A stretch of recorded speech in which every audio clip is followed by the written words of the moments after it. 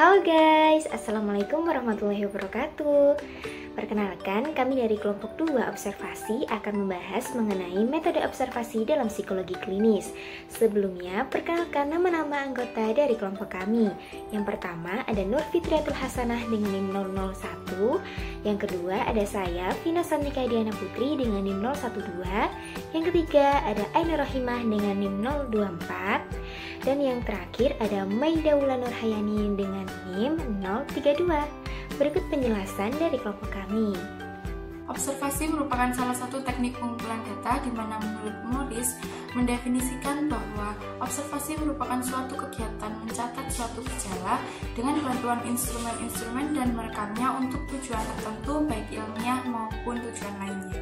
Observasi terdiri dari beberapa jenis. Yang pertama yaitu observasi sistematik atau terstruktur.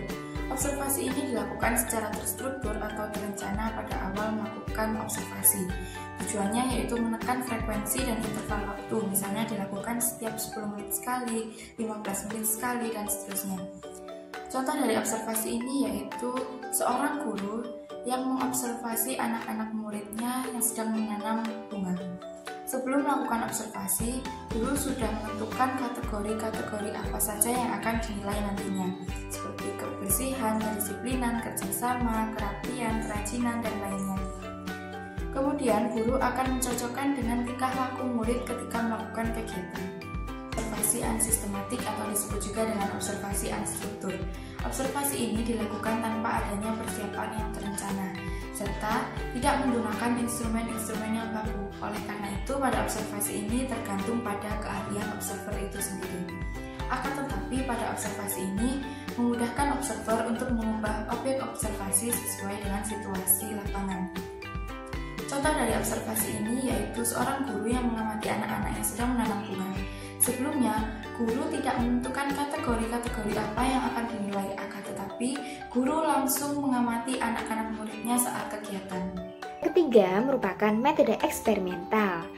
Observi pada metode ini dihadirkan ke dalam situasi yang didesain sedemikian rupa agar sama atau berbeda pada masing-masing orang.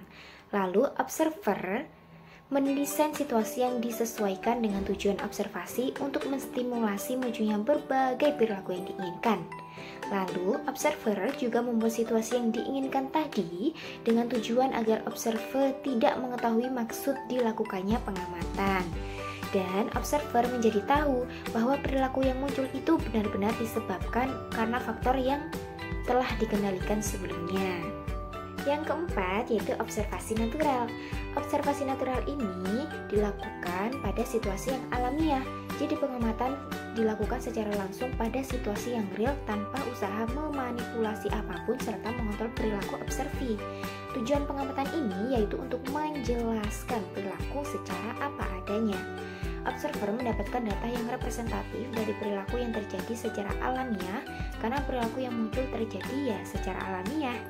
Namun, metode ini kurang dapat menjelaskan hubungan sebab akibat dari perilaku yang muncul karena munculnya perilaku tadi tidak karena manipulasi atau kontrol yang dilakukan peneliti. Seperti itu. Observasi partisipan. Pada observasi ini, observer turut ambil bagian dalam kegiatan yang dilakukan oleh observi. Umumnya, observasi dilakukan untuk penelitian yang bersifat eksploratif, menyelidiki perilaku individu dalam situasi sosial, seperti cara hidup, hubungan sosial dalam masyarakat, dan lain-lain. Ada beberapa hal yang perlu diperhatikan oleh observer dalam observasi partisipan ini, yaitu yang pertama, materi observasi ditetapkan berdasarkan tujuan observasi. Yang kedua, pencatatan hasil amatan dilakukan sesegera mungkin karena menghindari faktor lupa dari observi. Yang ketiga, menjaga hubungan baik dengan observi agar situasi berjalan dengan lancar. Selain itu, ada beberapa tingkatan partisipasi observer yang dilakukan dalam observasi, yaitu partisipasi aktif. Observer datang ke tempat observi tetapi tidak ikut dalam kegiatan yang dilakukan oleh observi. Yang kedua, partisipasi moderat.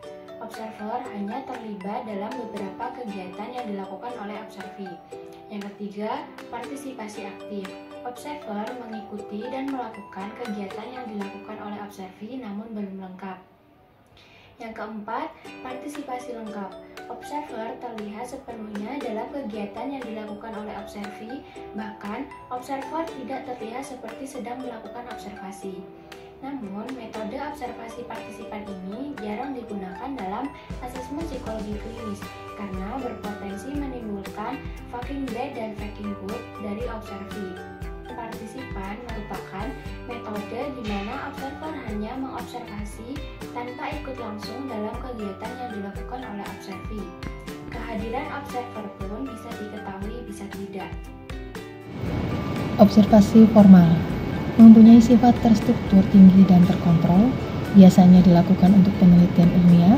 Definisi perilaku yang diamati ditetapkan dengan sangat cermat. Observer harus terlatih secara khusus pencatatan analisis interpretasi menggunakan prosedur yang baik. Observasi non-formal, kontrol perilaku yang diamati lebih longgar, lebih mudah dan lebih berpeluang digunakan dalam banyak situasi. Studi kasus kita kali ini adalah tentang seorang yang mengalami fobia darah. Subjek mengalami fobia darah sejak ia berusia 9 tahun ketika ia melihat kejadian tabrakan di mana si korban tabrakan mengeluarkan darah segar. Sejak itu apabila subjek melihat darah, dia langsung mual, ingin pingsan, lemas, tidak ada nafsu makan, dan tidak ada keinginan untuk beraktivitas lainnya. Hal ini ternyata berefek parah sampai dia di usia remaja, di mana ketika ia melihat darah, dia langsung pingsan. Hal ini tentu sangat mengganggu aktivitasnya sehari-hari, dan kejadian ini hanya dia ketahui sendiri tanpa diketahui orang lain. Dari penjelasan teman-teman tersebut, dapat disimpulkan bahwa observasi merupakan metode pengumpulan data dengan cara mengamati atau meninjau secara cermat dan langsung di lokasi penelitian untuk mengetahui kondisi maupun kegiatan yang dilakukan oleh observi. Jenis-jenis observasi ini ada 8, yaitu observasi sistematik dan sistematik, observasi eksperimental natural, observasi partisipan dan partisipan, dan observasi formal dan formal.